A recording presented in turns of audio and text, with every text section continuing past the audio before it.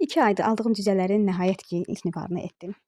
Biz adətən kənd cücəsini bozbaş, yəni sulu yeməklərdə və yaxud da aşqara edirik.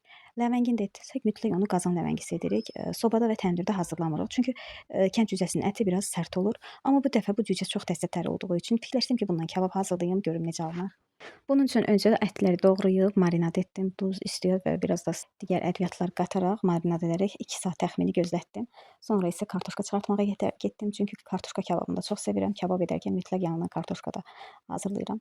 Mən kababı təndirdə edirəm. Buna görə də həmin gün çörək, yəni xəmir günü idi, çörək bişirdiyim gündür. Çörəyi bişirdib qurtardıqdan sonra marinad etdiyim ətləri şişə çəkdim. Bu formada təndirə yerləşdirdim. Əgər sizin də həyətinizdə təndir varsa, məsləhət görürəm ki, kababı təndirdə edəsiniz.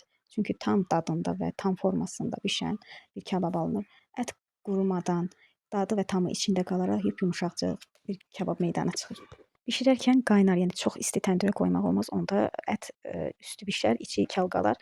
Buna görə də məsələn, mən çalışıram ki, çörəyi bişirdikdən sonra qoyum, təndirin biraz yeri gedir, yəni təndir biraz sərinləşir. Amma əgər siz çörək bişirməyəcəksinizsə, təndiri az yandırın və istiliyini həddindən çox etməyin. Bu formada təxmini 40-50 dəqiqəyə kababımız hazır olur. Onu da deyim ki, kənd cücəsinin kababı da çox dadlı imiş.